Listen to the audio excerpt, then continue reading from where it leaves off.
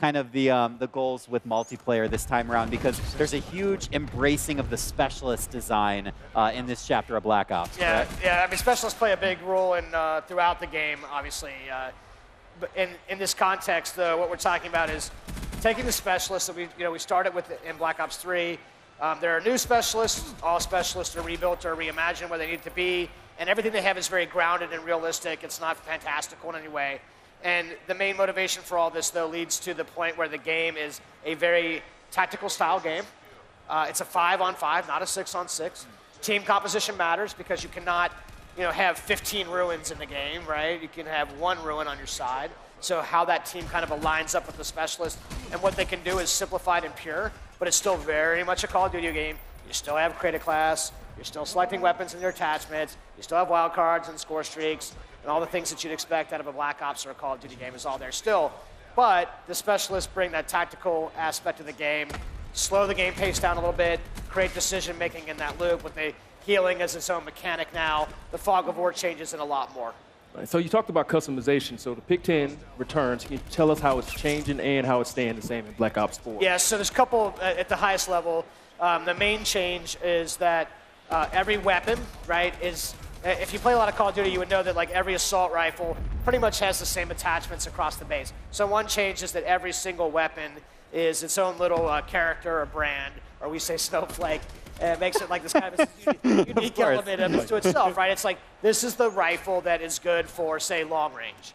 So no other rifle can ever be as good at that long range as that rifle is when it's got all the attachments. That's sort of at that weapon level. And then more specifically, if you look down, because you don't have what we call right bumper or left bumper, right, or R1 or L1 kind of throws, what you end up with is a category of things called sort of equipment, and in this case gear, and gear is very high power band item stuff. So things like the ability to take armor onto the character, right, or the ability to do stim shot, which is heal yourself faster. So these are like what we like to say, super chunky choices in the creative class system that matter.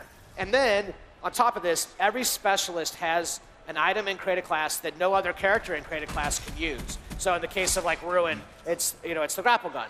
That's a choice. But you can actually opt out of that and go for more traditionalized equipment as well. So creative class is pick 10.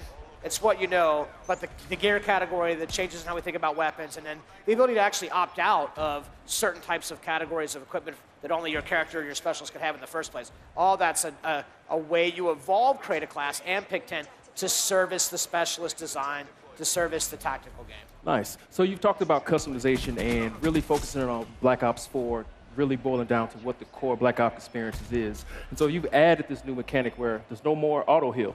Yeah, right? Can you talk to us about that? Yeah, a couple different things about this. I mean, there's a character that is a medic class, and that helps other players heal. Healing itself has changed in the way that you mentioned, in which it doesn't just auto-regen as you would expect it to.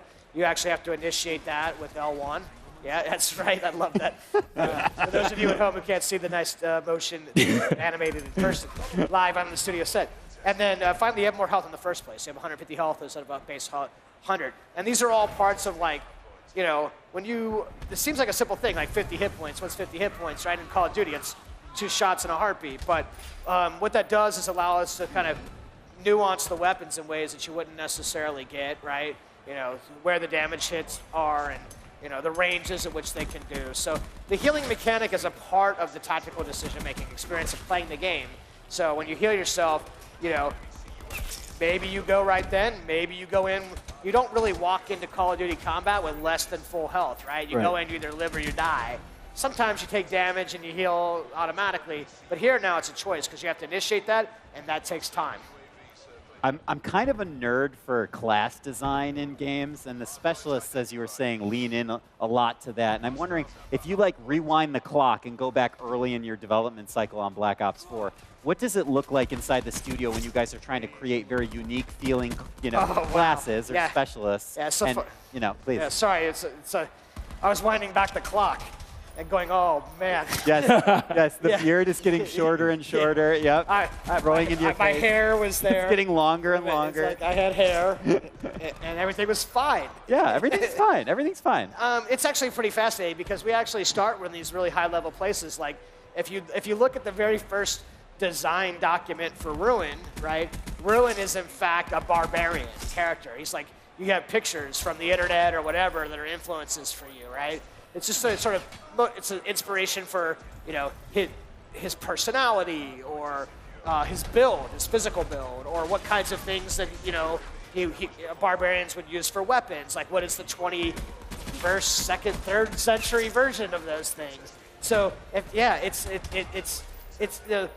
when you have create a class, it's hard to call them a class design. Right. Sure. But the point is that they all have something like this. They all have some place they started, which might have been, you know, techno mages, barbarians, and all the things that you would geek out on, sir. I am already geeking out. Also, I'm hoping that you just put a barbarian in the game anyway and see how long you can last. I think Ruin lasted enough. pretty long. He's a very Call of Duty barbarian. Yeah, there you go. There's a lot more to talk about. We don't have forever to talk about it, but I want to get to a little bit of the zombies experience. You have, I like zombies. You like zombies, and you have 3 massive zombies experiences. You have Voyage of Despair, Yes. Roman numeral 9, Yeah, Roman numeral 9. and Blood of the Dead. You want to tell us a little bit about... Blood of the Dead. Oh my God, so many fun stories about Mob of the Dead, Blood of the Dead, and people who would go on fans like go on. They get behind the newscasters and they'd hold up remaster Mob of the Dead signs and like sneak behind, right? I mean, our fans are fun. How's that? They're fun. Voyage of the Dead is a pretty crazy adventure. It takes place on the RMS Titanic. If you'd like to understand how the Titanic actually sunk, Yes. it was zombies. Historical fact. Historical fact. No It was iceberg. zombies, period. Right? You know, 9 I have to dodge around the corners of because I really like how crazy the fans are going for the video that's associated with that thing, Roman numeral 9, and what that would look like. Is it all melee combat? I don't know. What do you think? I don't know. I'm sure that I will read your Reddit opinions soon enough. Soon, very soon. Yeah. And then obviously Blood of the Dead is remastered, Mob of the Dead, with some stuff, some zombie stuff that you might expect, zombie things. And holy cow, man! This thing needs to get in your hands tomorrow, like it's ASAP. Like All right, zombies You fans. don't have to wait that long. No, I'm just kidding. I'm kidding. And then, wait. At the highest of the highest of the highest level, tell me a little bit about Blackout and kind of the goal with that. Sure, right. You cannot, you know, if you're going to go down this road, right, if you're going to open this thing up. Call of Duty fans, they want and they demand and they deserve new experiences. You don't do this if you can't do it in the Call of Duty way. You certainly don't do it if you can't do it in the Black Ops way. And this particular Battle Royale experience is very Blackout, very Black Ops, which is why it's called Blackout, because of the influence that the previous games have played on the destinations inside the level, the characters that you can actually play as, the vehicles that you actually will use, the weapons and how they apply. And if you're a Battle Royale fan, then, and we are, like, I'm like a super Battle Royale nerd right now. I just love it. And all of them, right? We played some new ones on a Saturday night as a team. But Call of Duty has some special stuff.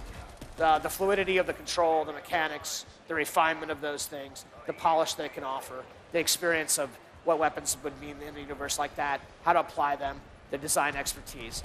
There is a lot, and for us, I think Blackout is this opportunity to really take and make something new with the fans, right? What fans with them, not just we had this crazy idea and out came zombies, right? Which is what happened.